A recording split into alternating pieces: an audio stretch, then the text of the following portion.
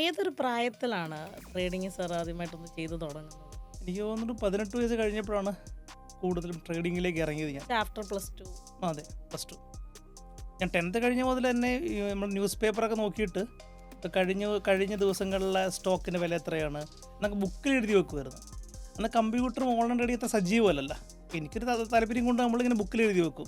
ഇപ്പോൾ കഴിഞ്ഞ ആഴ്ച HMT എന്തായിരുന്നു, ഈ ആഴ്ച ഇത്ര വന്നു. അപ്പോൾ കേരള ബേസ് ഷെയർസൊക്കെ അന്ന് കൂടുതൽ നോക്കിക്കൊണ്ടിരുന്നത് നമ്മൾ ഉള്ള സമയത്ത്. പിന്നെ +2 ആയി കഴിഞ്ഞപ്പോഴേക്കും പതുക്കെ നമ്മൾ എൻ്റെ മദറിൻ്റെ അക്കൗണ്ടിൽ നമ്മൾ ആക്ടിവിറ്റി സ്റ്റാർട്ട് ചെയ്ത് നമ്മൾ. അപ്പോൾ ഇത്രയും ചെറിയ പ്രായത്തിൽ ട്രേഡ് സ്റ്റാർട്ട് ചെയ്തപ്പോൾ ആ ഒരു പ്രായത്തിൽ എങ്ങനെയാണ് ലോസസ് മാനേജ് ചെയ്തത്? ലോസ് എന്ന് പറഞ്ഞാൽ അന്ന് കുറേ ലോസൊക്കെ തന്നെ ഉണ്ടായിരുന്നു. കാരണം നമ്മളിപ്പോൾ പണ്ട് ഫ്രണ്ട്സ് പറയും ഇപ്പോൾ കമ്പനിയുടെ ചെറിയ പെന്നി സ്റ്റോക്സ് അത് മേടിച്ച് പെട്ടെന്ന് വലുതാവും.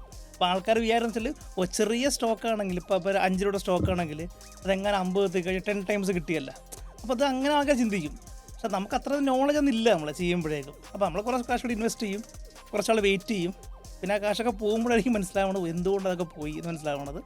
പിന്നെ അമ്മയൊക്കെ പറഞ്ഞു തരുമായിരുന്നു, അങ്ങനെ വെറുതെ ഒരു സ്റ്റോക്കിൻ്റെ വില ജസ്റ്റ് അതിൻ്റെ വില നോക്കിയിട്ടില്ല, അപ്പോൾ ഇൻട്രൻസിക് വാല്യൂ എന്നൊക്കെ പറയുമല്ലോ, എന്താണ് കമ്പനി ചെയ്യുന്നത് എന്നുള്ള സംഭവം എന്നൊക്കെ അറിയാൻ പറ്റണം. അപ്പം അങ്ങനെയുള്ള കൂടുതൽ നമുക്കൊരു ഇങ്ങനെ ഡിസ്കഷനിലൊക്കെ മനസ്സിലാക്കാൻ പറ്റിയ നമുക്ക് കൂടുതൽ കമ്പനിയുടെ മാനേജ്മെൻറ്റും കമ്പനിയൊക്കെയാണ് കൂടുതൽ ഇൻവെസ്റ്റ് ചെയ്യേണ്ടത് നമുക്ക് ഒരു ചിന്ത വന്നു തുടങ്ങി നമുക്ക് ചെയ്യുമ്പോഴേക്കും.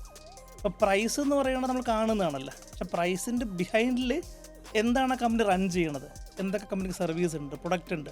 അപ്പം അങ്ങനെയൊക്കെ ഞാൻ പണ്ടുപോലെ ഇങ്ങനെ ചിന്തിച്ച് വന്നിരുന്നു ഗ്രാജുവലി തന്നെ.